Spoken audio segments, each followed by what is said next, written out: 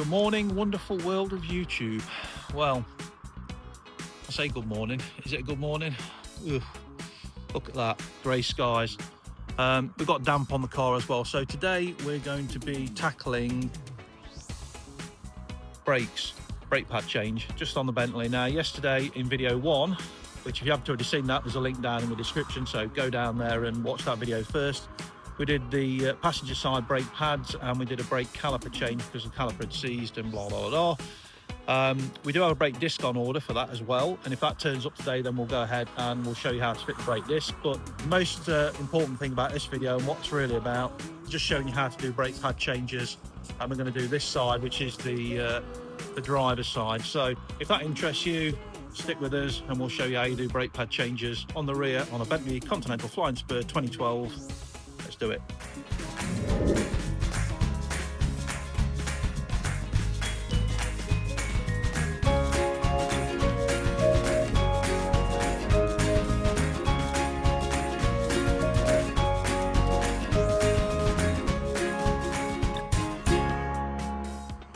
First things first, just like yesterday, we're going to make sure the car's secure. So I've got a nice big thick block of wood there under the front passenger side wheel,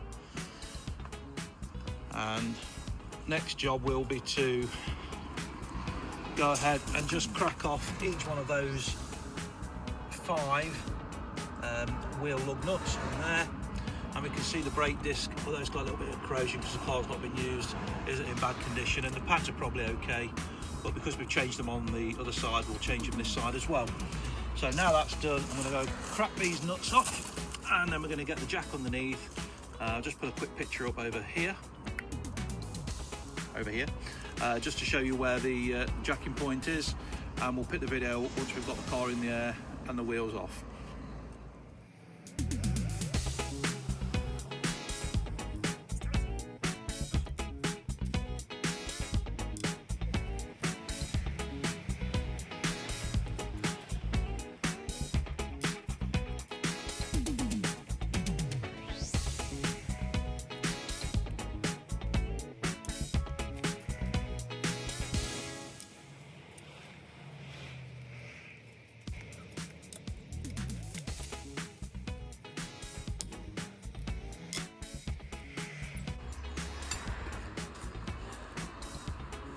Let me just tell you, they were too tight.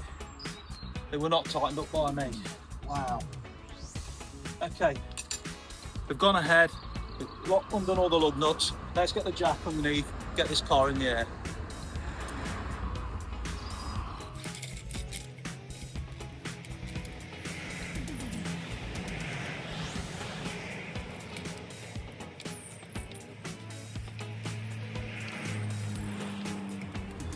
Now we just want the wheel off the ground. Don't want it right high in the air, no need, just so it's off the ground, okay?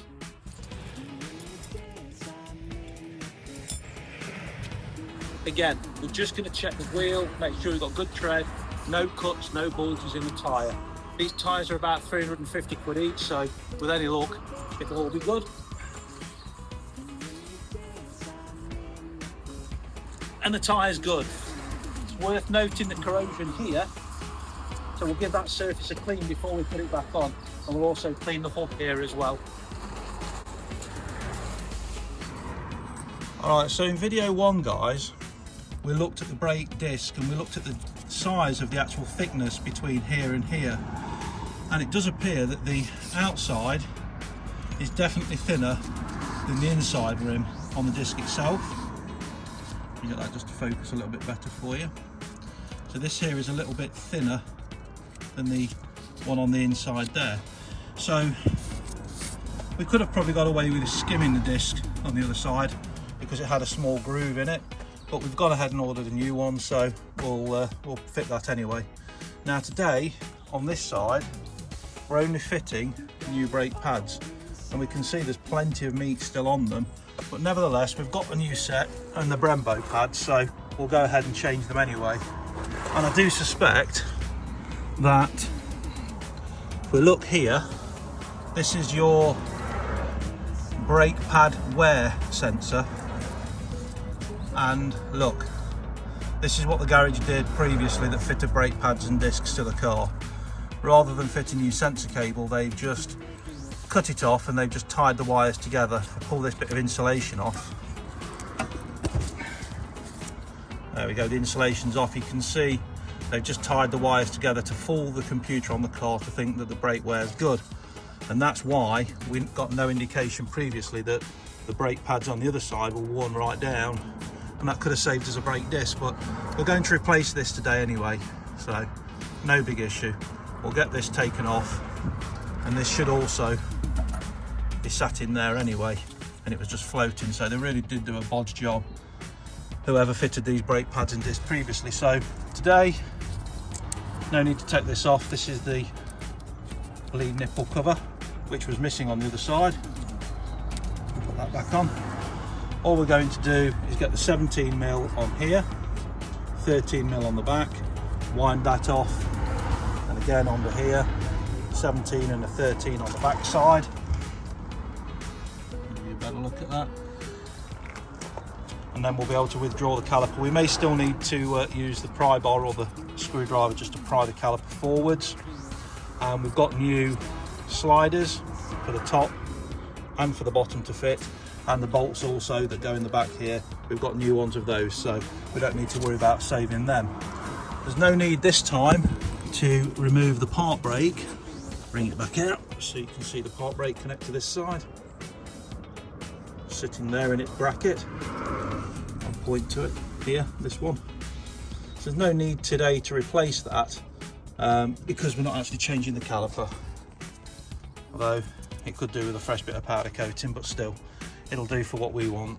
And we're going to give this surface all a good clean up because of the corrosion which was causing the wheel just to stick on a little bit there as well. So let me go ahead now and get the spanners so we can get this undone.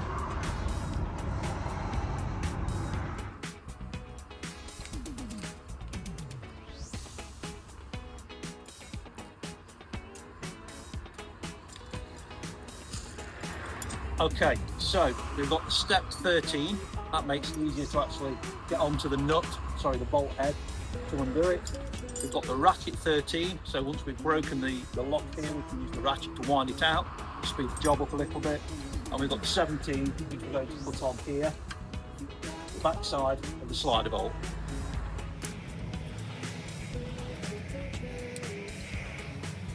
And again, these bolts way over tight. The 17's gone on now, so we can actually wind this out.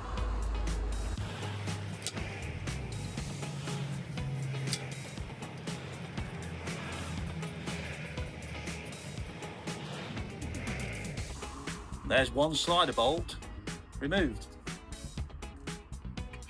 Lay down and do the other one.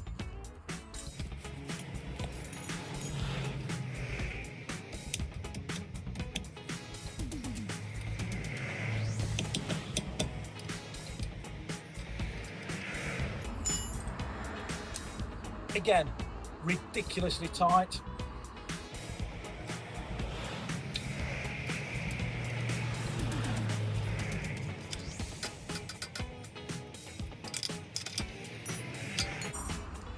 Bolt number 2 out. Now sometimes when doing brakes, these calipers will just pull straight off with a little bit of a lever, up and down. This is really quite tight. We'll see if we can do it. It's just a bit too tight, so I'm going to go ahead, get the screwdriver and just wobble that off the way we did on the other one in video 1. Back in a second.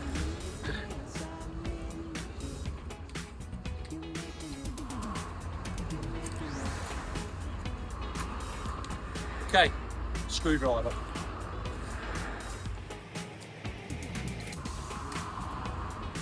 I brought a selection of different wire brushes. We've got copper one, we've got the wire one, and we've got some of these which are drill attachments which we may use for doing inside the caliper itself.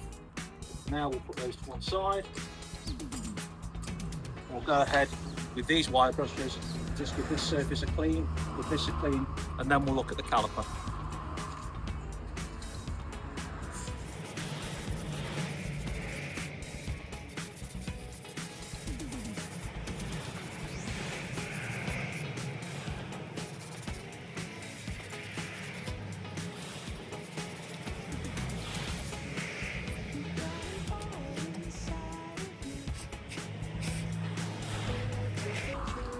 so you guys can see better.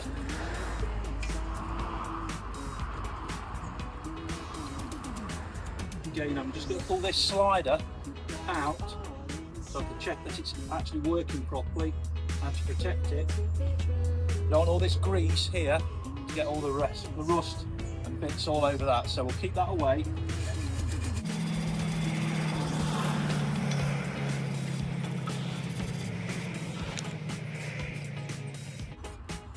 Now with that all cleaned up at the bottom, this can go back in, but this rubber boot, this seal, must go back in as well.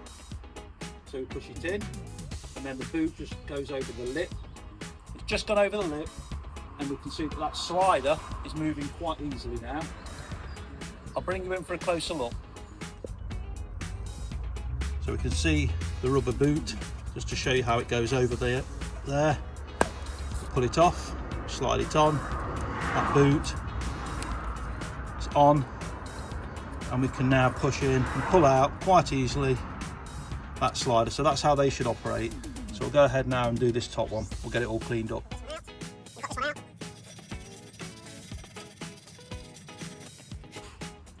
Of course, the risk is when using the wire brush, we might also tear this rubber boot. It's another good reason to actually take this out to protect that rubber boot.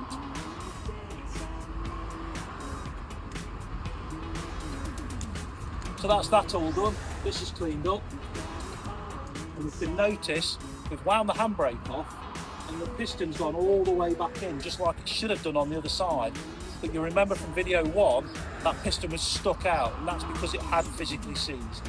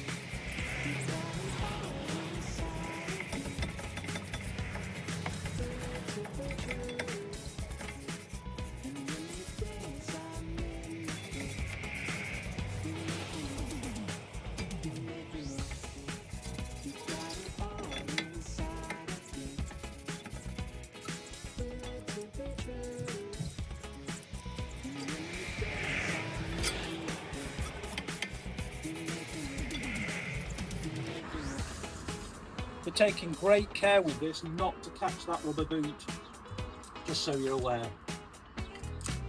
In its function, it's operating okay, despite all of the oxidisation.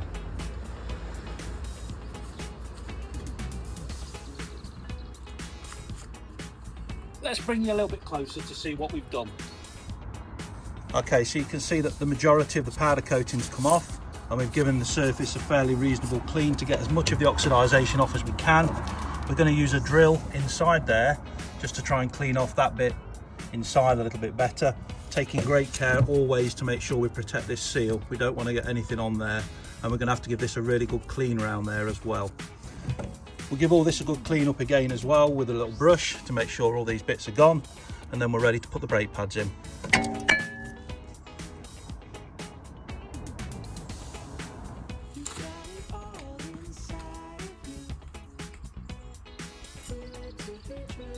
So we've gone ahead and got the drill.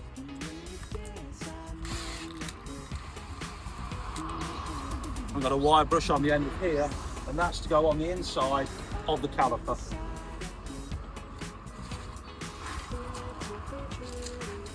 This way so you can see.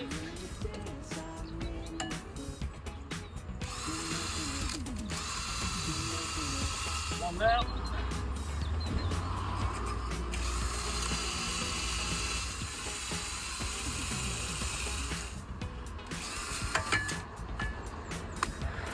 Right guys, we've cleaned the caliper up as much as we can, and now you can get a soft brush and just clean all this area off. specific tools to one side.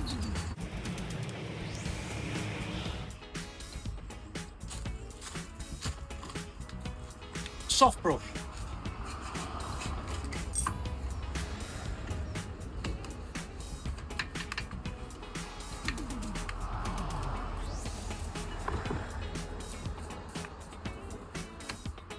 So what we need to do now is get this disconnected.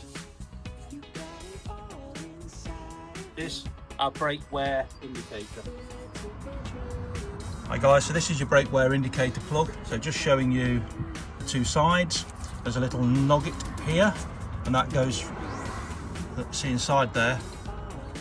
So what we have to do is just press firmly on this bit here, and it raises the tab inside very slightly, which allows it to release from the top of there. Okay, brake wear indicator, bodged on this car previously, and just to remind you, that sits when it's all back together in there like that. Now the wire is quite long that you get with the kit, so we do recommend obviously zip tying it up nice and safe once we've fitted it. We've cleaned all the caliper up, we've cleaned the piston as best we can. So although the caliper is working fine, the powder coating has clearly had better days, so the caliper may be reconditioned at some point in the future. But what we're going to do now is go ahead and fit the sliders, top and bottom. We'll put some grease on the sliders, and then we'll fit the brake pads and the wear indicator. We'll plug that back in, and then we can go ahead and refit the caliper.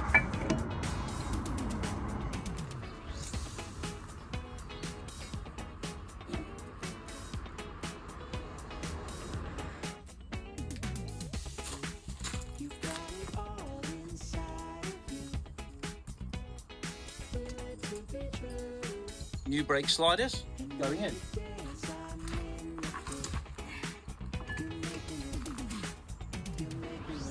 I'll just bring you in to see how they fit. Okay, so there's your brake sliders. You can see there's a little indent on the brake caliper carrier, and they just push down over the top on each side, and then again at the top, just the same. And we're going to put just a dab of grease on the inside here, on this where the brake pad sits, so it slides, and we're going to do that in all four corners, top, bottom, on each side.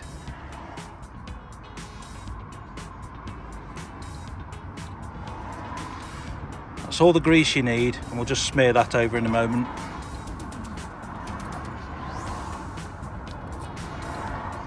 There's some on the top there. I can't hold the camera and do the other side, so I'll just finish this little part of the video here, and then I'll show you where we put it on the brake pads. So this is how much grease I'm putting on the back of the brake pads, just a small amount. And we're just going to smear that over the plate on the back, the metal plate, and this is your anti-squeal shim. As you can see, it goes an awful long way. If anything, there's probably a little bit too much on there. Just need it really to smear over the back plate, and this will just help with preventing squealing down the road later as the pads get older. So because I've got grease all over my finger now, I'm going to go ahead and change my gloves before I actually fit these, because we don't want to get any of this grease on the friction surface.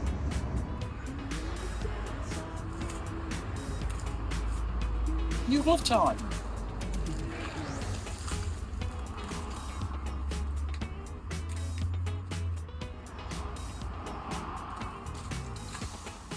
I've also been and got the new bolts out the kit, so these are for the carrier. Sorry, these are for the caliper to bolt to the carrier. Put those safely there. New gloves, no grease. Move these stones out my way. Bit painful when you kneel on them.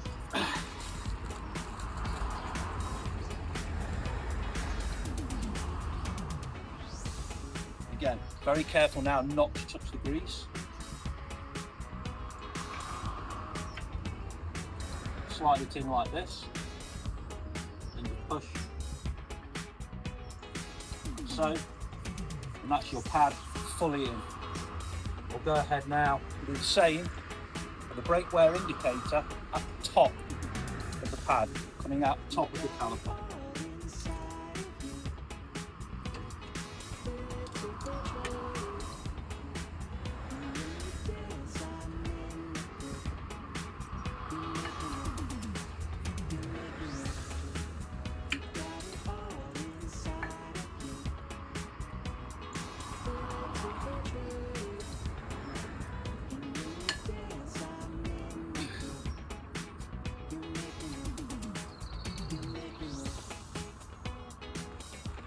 More new gloves. I've touched the grease, just swiped it around to make sure it's fully over everywhere and not sticking out where it shouldn't be.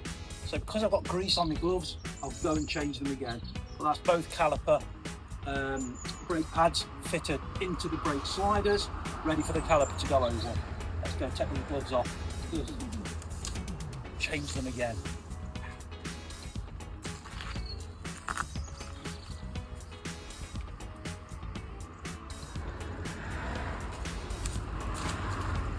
I think I should take out part shares, you know, whoever makes these gloves, the amount I use.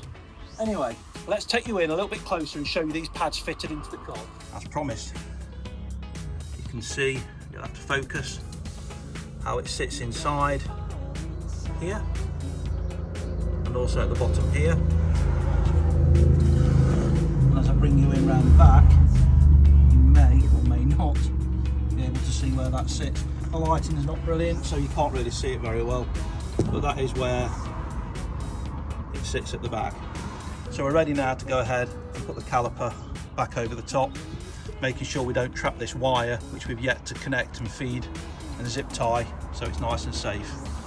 So let's go ahead now and get the caliper back in place.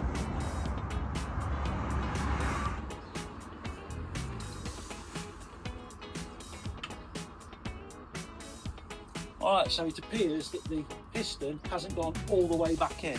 Now this can happen even when you wind the handbrake off, so there's two things you can try here. One is to go through the handbrake release process again using your scan tool. It may wind this back in a little bit further. The other option is to get an actual tool on here and wind it in manually. So let's see what we're going to do. Brake caliper winding kit. Right.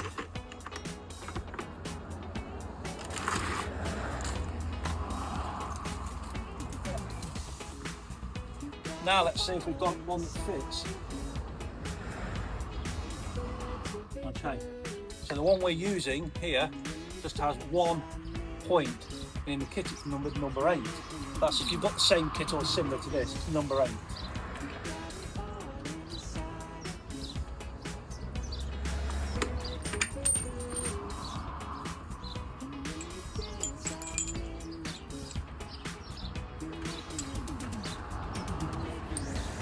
How we use this, these 2 points here go in here, like so. And then we just wind this in, and this plate here locks against the back here.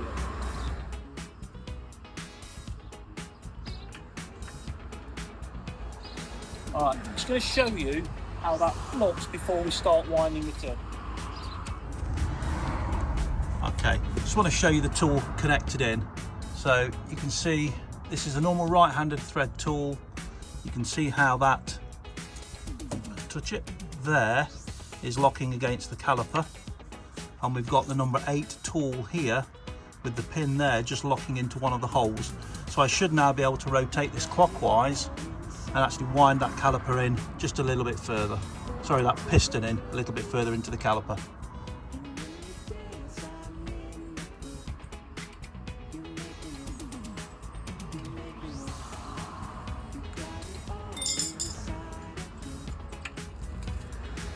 Done.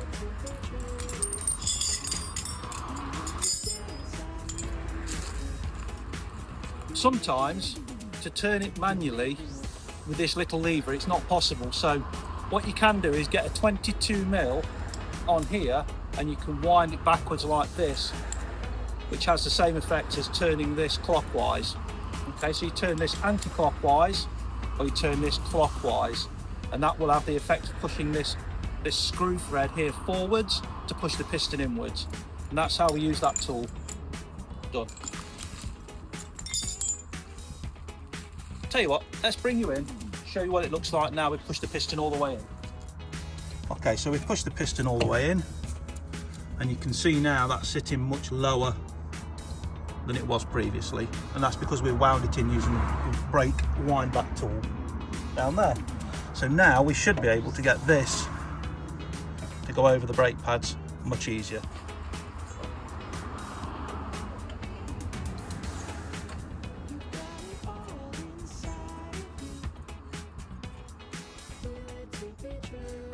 There we go. We just slid that on. It went on much easier this time because we've wound that back. So what we need to do now is get the new caliper bolts into here, slider bolts, top and bottom, and then we can go ahead and we can feed this wire and we can secure it and connect it in under here.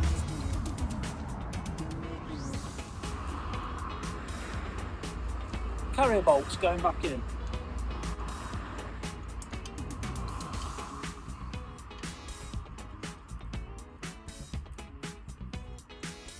One.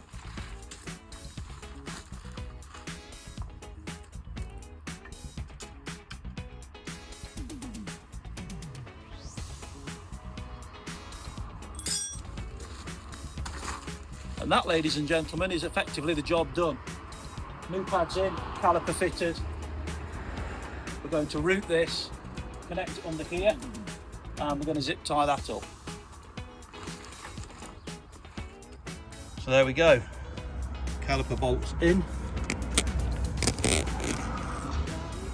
Bottom and at the top. What we're going to do now is route this cable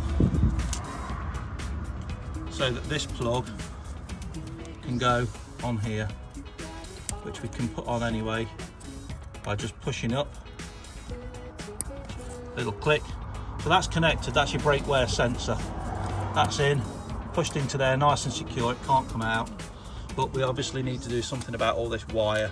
So we're just going to route that and zip tie that wire up so it's nice and safe, away from any moving parts.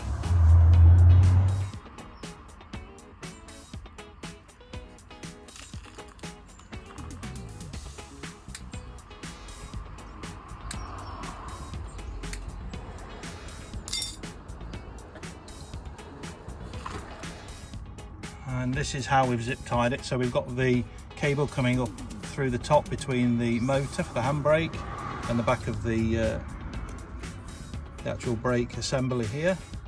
This is your handbrake wire. We've got it zip tied to that. And then we just put a loop in at the other end. Nice loop in there so we're not straining the wire, so it's unlike the brake. And then we've got it coming down nice and straight again so it's not going to break and put tension there. And a nice big loop as it comes round, away from any moving components. So that's how we've tied up that wire. What we need to do now is go back inside the car, connect up the scan tool and just wind back the handbrake so the handbrake mechanism's back on. So we can go ahead and do that now. Right, like I said earlier, I'm just going to give this area a little clean.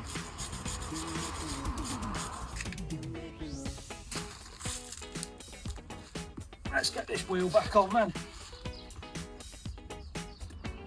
And I tell you what, if you've got a bad back like me, even simple jobs like this, they really does take it out of you. So, not be too many more of these kind of videos, I don't think, on the channel. Still, next job, lower it back down on the ground. I haven't yet wound the handbrake off. I know I said I was going to do that earlier. I didn't, so I'm going to go inside with the scan tool. With the scan tool, I'll wind the handbrake back on. And then, of course, before you go anywhere, slow mover, forward and backwards, test the brakes, make sure it's not spongy, make sure they're working properly. And if they are, job's a good one. Let's get the jack down.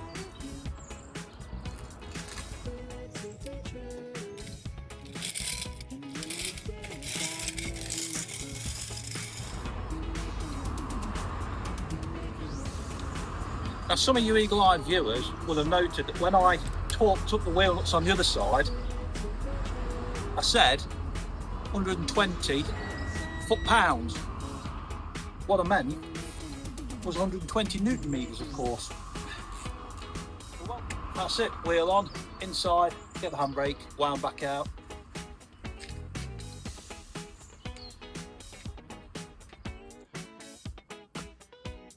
Right, so we're back inside the Bentley, and we see this is on, but we've got very low power in the battery, so it's flickering a little bit. So I'm going to start the engine.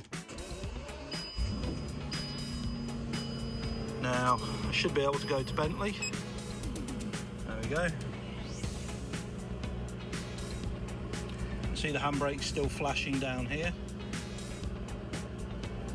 We want to go to maintenance, electronic parking brake.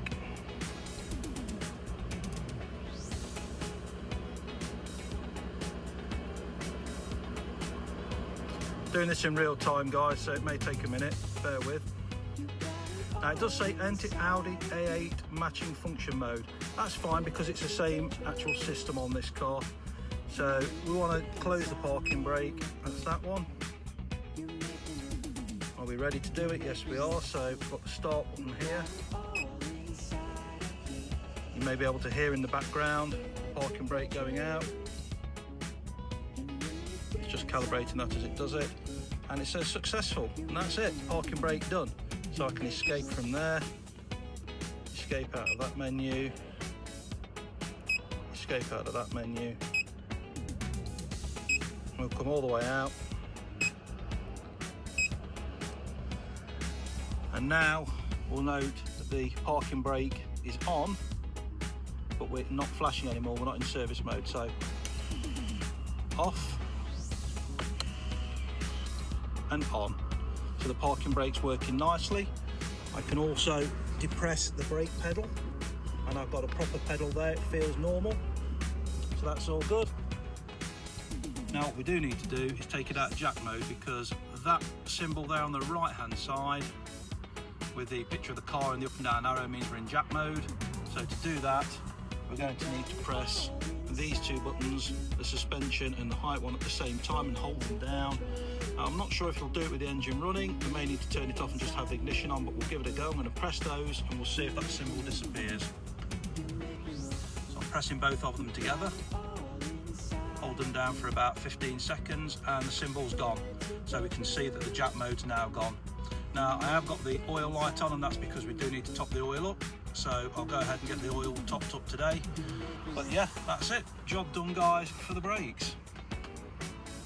So if you enjoyed this video on how to do brake pads on the Bentley Continental Flying Spur, or you enjoyed the previous video, which was the Bentley Continental Spur brake caliper change, or you just enjoy the channel and you've not already subscribed, because I have to say, guys, over 90% of people that watch these videos don't subscribe, and I really don't know why you don't subscribe, but I'd really appreciate it if you just go down there, hit the subscribe button. Helps me build the channel, and it gets these videos out to more people. If you hit the like button and you make a comment, whether it's a positive comment, a constructive comment, I don't mind, but please put a comment down there. Again, it helps the algorithm put these videos out. And of course, hit the bell icon, because that notifies you next time I put a video out. So if you found this interesting, guys, helpful, whatever, please consider doing that for me. I'd really appreciate it. Until next time, peace out.